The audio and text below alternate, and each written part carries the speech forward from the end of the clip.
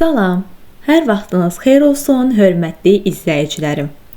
Bugünkü videomuza keçməzdən əvvəl qeyd etmək istərdim ki, hər birinizin şərhlərini görürəm və yaxın zamanlarda artıq təhlil videoları paylaşmağa çalışacağam, onu planlayıram. Bugünkü dərsimiz isə Sergey Prokofievin yaradıcılığı haqqındadır. Prokofiev 20-ci əsrin görkəmli rus bəstəkarı və pianoçusu, musiqi tarixinə böyük novator, yəni yenilikçi kimi daxil olmuş musiqiçidir. Lenin mükafatı laureatı, 6 Stalin mükafatçısı olmuşdur. Prokofiev onun üçün müasir olan bütün janrlarda yazmışdı. 8 opera, 7 balet, 7 simfoniya, orkestr əsərləri, solo alət və orkestr üçün 9 konsert, 9 fortepiano sonatası, oratoriyalar, kantatalar, kamera, vokal və instrumental əsərlər, kino və teatr musiqisinin müəllifidir. O, özünün şəxsi novator üslubunu yaratmışdır. Bütün yaradıcılığı boyu incəsənətdə yeni yollar axtaran dahi bəstəkardır. Onun harmoniyasından, melodiyasından, alətləşdirməsindən sonsuz danışmaq mümkündür. Gənc Prokofievin musiqidəki rolunu Mayakovskinin inqilaba qədər ki Rus poeziyasındakı rolu ilə müqayisə etmək olar. Prokofiev istedadı ilə müxtəlif cərəyanların təsirinə sinə gərmişdi.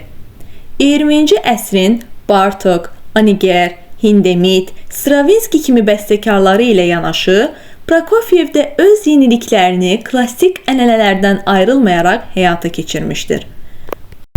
O, keçilmiş, sınanmış yolla getməyərək öz yolunu axtarıb tapmış, klassik ənənələrdən imtina etməmiş, 20-ci əsr bəstəkarı mövqeyindən çıxış edərək bu ənənələrin yeni təsirini təqdim etmişdir. Prokofiev yaradıcılığında həm Viyana klassiklərinin, həm milli rus musiqisinin, yəni Glinka, Baradin, Mussorgsky, Rimski-Korskov prinsiplərini özünə məxsus tərzdə işləndiyini görə bilərik.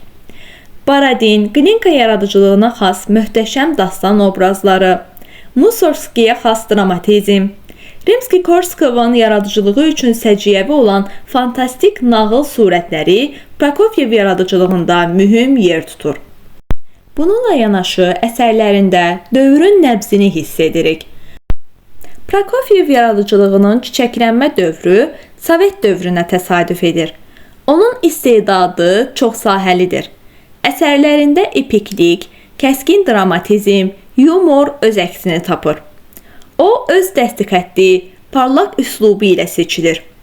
20-ci əsr bəstəkarlarının yaradıcılığındakı bəzi cəhətlər onun musiqisində tamamilə başqa prinsiplərlə əvəz olunur.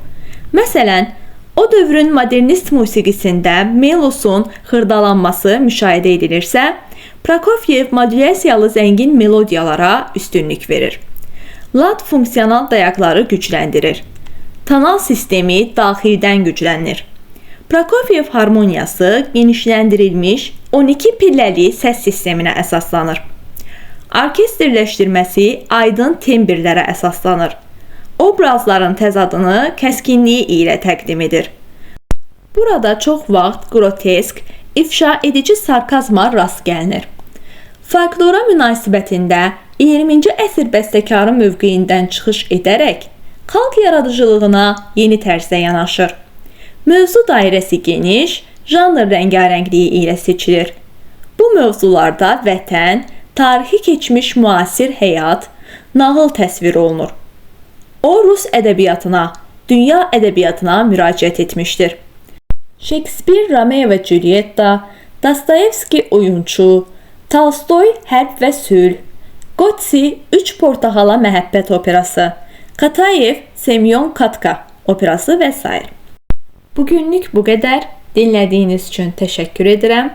Kanala abunə olmağı və videonu bəyənməyi unutmayın. Sağ olun.